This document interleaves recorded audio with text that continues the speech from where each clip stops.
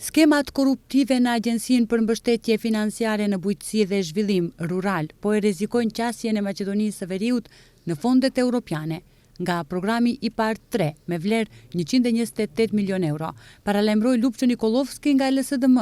Skandali i madh me drejtorin e Agjencisë së Pagesave Ilia Stojlev, kuadër i VMRO DPMNE-s, e dëshmon atë për të cilën kemi paralajmëruar vazhdimisht, pamjen e vërtetë të këtij pushteti, një shtet i kapur nga interesat partijake dhe personale, korrupsion dhe kuadro të paafta. Ky skandal, sipas informacioneve që i kemi, tashmë është sinjalizuar dhe është e mundur që Bashkimi Evropian të ndalojë financimet e programit IPARD 3 nga Komisioni Evropian. Në rrezik janë vënë 128 milion euro nga i gjithë programi 7-vjeçar, deklaroi Lupço Nikolovski nga LSDM. Sipas LSDM-s, Komisioni Evropian po shqyrton ndërprerjen e financimit përmes IPARD 3, gjë që do të bllokonte thirrjet e reja, marrëveshjet dhe pagesat, duke rrezikuar mira bujq dhe agrobiznese. LSDM thotë se ka kohë që paralajmëron për keq përdorime në IPARD 3 dhe se aksioni i fundit policor është vetëm kulmimi i një gjendjeje të njohur prej kohësh. Në anën tjetër, ministri i bujqësisë Cvetan Tripunovski mohon kategorikisht që fondet e IPARD 3 të jenë në rrezik.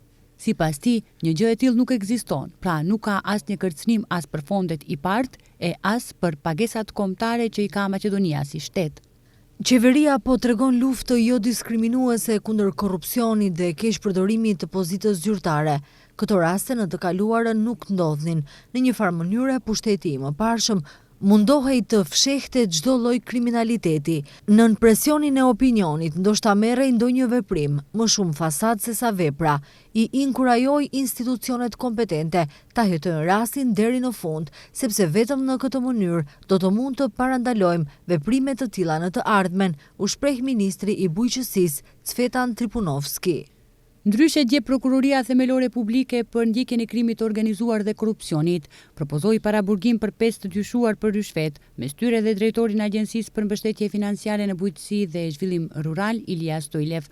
Ai dyshohet se ka pranuar premtim për një ryshfet prej 50.000 eurosh dhe më pas ka nënshkruar marrëveshje për pagesë të fondeve IPARD për një kompani që nuk i plotësonte kushtet. Gjatë kontrollit janë gjetur dhe 400 euro si pjesë e shumës së dakorduar.